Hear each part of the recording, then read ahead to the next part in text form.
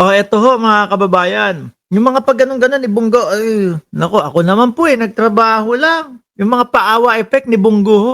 Sana kung meron pang malaking buhaya, sabihin na, ganyan ho. Sabi ni Shiro Kansaki, "Boss Mark, iPhone, 17 ba 'yan?" Hindi ko alam kung ano, eh, oh 'yan, regalo nung misis ko. Oh, ganyan itsura, eh, kulay blue. Oh, panigurado naman fully paid ito nung misis ko. Eh, kapagka hindi malamang sa credit card ko o kaya sa card ko umaano yan kung hindi fully paid. Okay, Bunggo! Banat! Hindi na kami ni-eliminate. Pagka-identified with the past president that Naku, ini-eliminate na daw sila. Gustong sabihin, ayan na, kami ay unti-unti ng pinupolitika. Di ba, JB Rose at Tato? Tato! Shoutout ulit! Oh, oh, unti-unti na kami pinupolitika. Unti-unti na kami, hindi. Yung si LTG nga lang eh. Sinasabi mo, dahil kakasali, sinasabi mo, alaws kang ano dun, alaws kang kinalaman dun eh. Di ba? Pero yung pangalan na pangalan, yung abbreviation pa lang, CLTG. Oh, Christopher Lawrence Tesoro, go. Di ba, anak, mahirap kuno. Isang probinsyano nga daw po to, Ma'am Banji. Isang probinsyano. Yun yung laging linyahan ni Bunggo. Eh ako naman po, isang probinsyano lang. No? Hindi ko naman po sasayangin ang inyong ang inyong boto or whatever. Di po ba? Ganun ang linyahan, paawa epeko. Pero tingin ko, yung kay Bongo, oy Chi, shout out sa iyo. Yung kay Bongo, no? Ang tingin ko, may option si Bongo eh. Baka pwedeng mamili. Baka pwedeng mamili si Bongo. Saan ba ako ikukulong? Diyan ba sa bagong gawa ng presidente? Or doon sa ICC? Pero mga kababayan, tingin ko, mas lamang po, no? Tingin ko, mas lamang po, mga kababayan, na makulong si Bongo sa ICC. Nako, huwag kayong mag-alala. Bakit?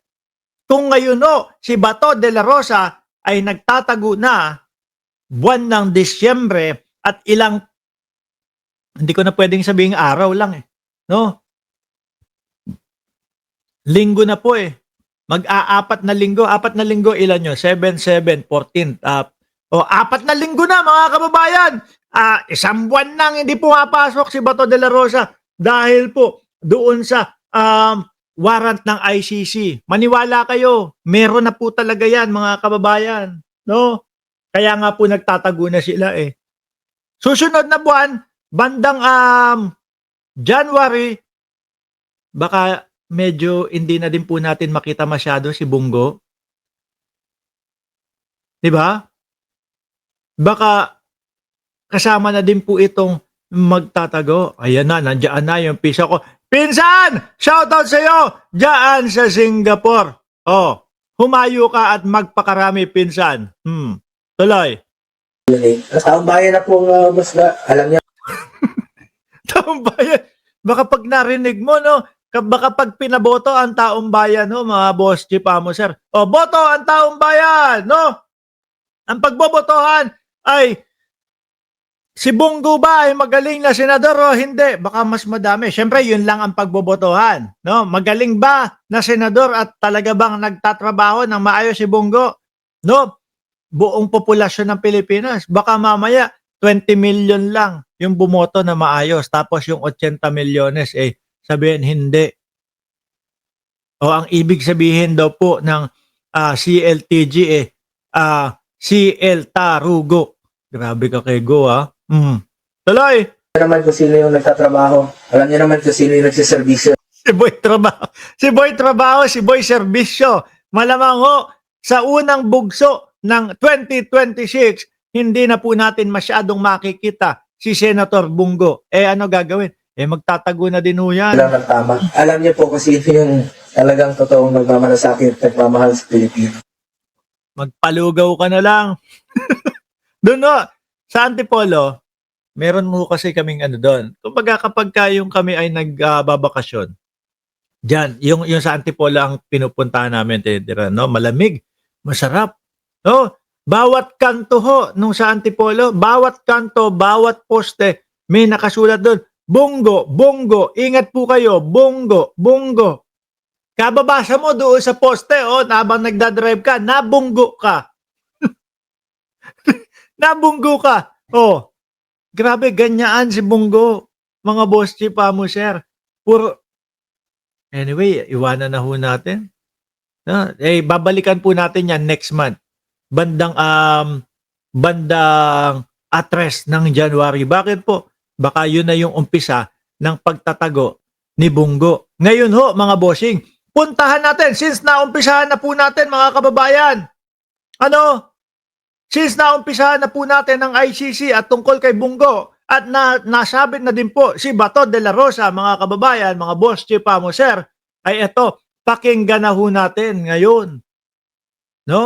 Naiintindihan daw ng mga senador kung bakit hindi pumapasok si Bato de la Rosa. Saglit lang, kaming mga mamamayang Pilipino hindi namin maintindihan bakit nagbabayad kami ng buwis para pasweldohin si Bato de la Rosa, tapos hindi namin alam kung nasaan at kung bakit hindi pumapasok.